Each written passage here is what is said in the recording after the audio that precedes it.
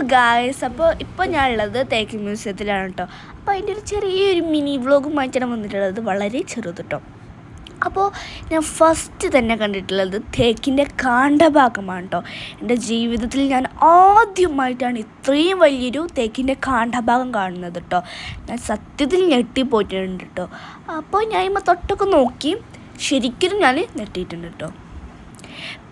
പിന്നെ ഞാൻ കണ്ടത് തേക്കിൻ്റെ വേറൊരു ഭാഗമാണ്. വേറൊരു ഭാഗം എന്ന് പറയാൻ പാടില്ല, അതിൻ്റെ നടുഭാഗം എന്ന് പറയാം. അതിൻ്റെ ഒരു ചരിത്രം അവിടെ എഴുതി വെച്ചിരിക്കുന്നുണ്ട് കേട്ടോ. അപ്പോൾ അത് ഞാൻ വായിച്ചു നോക്കി.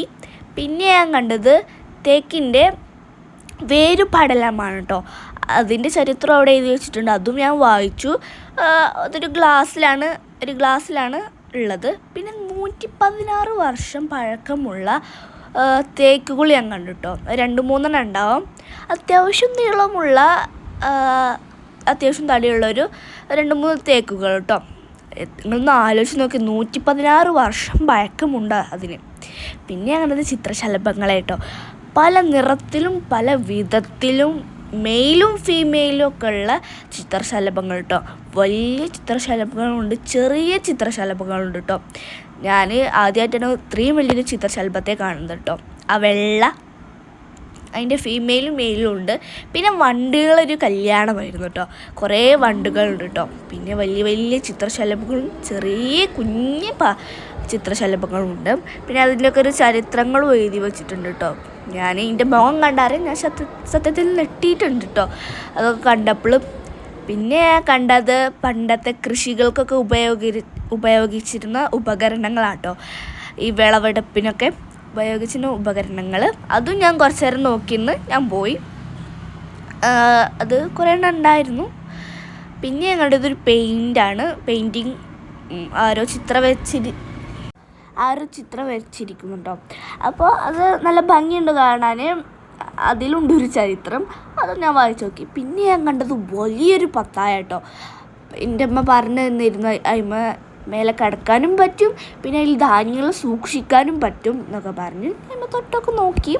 പിന്നെ കണ്ടത് മരങ്ങൾ കൊണ്ട് ഉണ്ടാക്കിയ സാധനങ്ങളാണ്. ഒരു ആന, തോണില്ല, എന്താ പറയുക, ഈ കേരളത്തിൻ്റെ പടം, പിന്നെ തോക്ക്. പിന്നെ ഞാൻ കുറേ വീഡിയോസൊക്കെ എടുക്കാൻ നോക്കി. അതിൻ്റെ ഇടയിൽ മുങ്ങാനും പോയി. ഒരു തേക്കിൻ്റെ കൂട്ടങ്ങളിൽ ഞാൻ അങ്ങനെ നടന്ന് വരുന്ന വീഡിയോ ആണ് വിചാരിച്ചത്. അതിൻ്റെ ഇടയിൽ ഞാനിത് മുങ്ങാനും പോയി. പിന്നെ കണ്ടത് ഗാർഡന്, അങ്ങനെ ഓരോ ചെടികളും പിന്നെ അതിൻ്റെ ചരിത്രങ്ങളും അതിൻ്റെ ഗുണങ്ങളും ഒക്കെ ഉണ്ടായിരുന്നു. അതൊക്കെ ഓരോ തിമ്മലും എഴുതി വെച്ചിട്ടുണ്ട് കേട്ടോ. പിന്നെ കുറേ പൂമ്പാറ്റകളുണ്ടായിരുന്നു. ഞാനൊരു ഐസ്ക്രീമൊക്കെ തിന്ന് കൂളായിട്ട് ഇങ്ങനെ വരികയായിരുന്നു. നല്ല വെയിലുണ്ട് കേട്ടോ, നല്ല വെയിലുണ്ട്. ഇങ്ങനെ ആവി പോണ വെയിലായിരുന്നു കേട്ടോ. പക്ഷെ വീഡിയോയിൽ കണ്ടാൽ മനസ്സിലാവുന്നില്ല. പിന്നെ ഞാൻ ഐസ്ക്രീമൊക്കെ തിന്ന് കുറേ മുന്നിലൊക്കെ വീഡിയോയിൽ കുറച്ചൊക്കെ ആളായി അങ്ങനെ നടന്ന് വന്ന്. പിന്നെ ഒരു ഷോർട്ട് വീഡിയോ ഒക്കെ ഇട്ടിക്കണേ, അതും എല്ലാവരും പോയി കാണണം. എനിക്ക് ആ പിസ്തൻ്റെ ഐസ്ക്രീം വളരെയധികം ഇഷ്ടപ്പെട്ടിട്ടുണ്ട്. പിന്നെ ഒരു മുളൻ്റെ കൂട്ടമായിരുന്നു കേട്ടോ. അവിടെ എത്തിയപ്പോൾ ചെറിയ തണുപ്പൊക്കെ ഉണ്ട്. പിന്നെ കുറേ കുളങ്ങൾ, ഈ വെള്ളത്തിലുണ്ടാവുന്ന കുറേ ഈ ആമ്പൽ പോലത്തെ അങ്ങനത്തെ കുറേ സാധനങ്ങളുണ്ടല്ലോ, അതൊക്കെ കണ്ടു. പിന്നെ നല്ല ഭംഗിയുള്ള ബുഷുകളൊക്കെ കണ്ടു കേട്ടോ.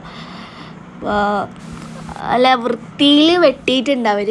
പിന്നെ കണ്ടത് കുറേ ചെടികളും കുറേ കുളം പോലത്തെ സംഭവങ്ങളൊക്കെയാണ്. ബുഷ് കണ്ടു.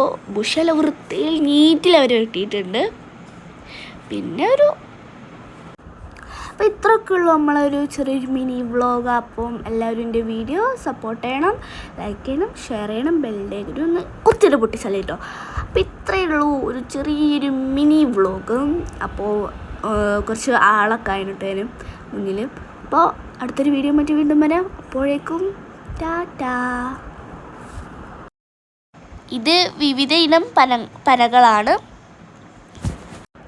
പിന്നെ കണ്ടത് ആമസോൺ കാടുകളിൽ കാണപ്പെടുന്ന പായൽ എന്ന് പറയും, അത് ഞാൻ കണ്ടു. വലിയൊരു സംഭവമായിരുന്നു കേട്ടോ. അപ്പോൾ അത്രേ ഉള്ളൂ.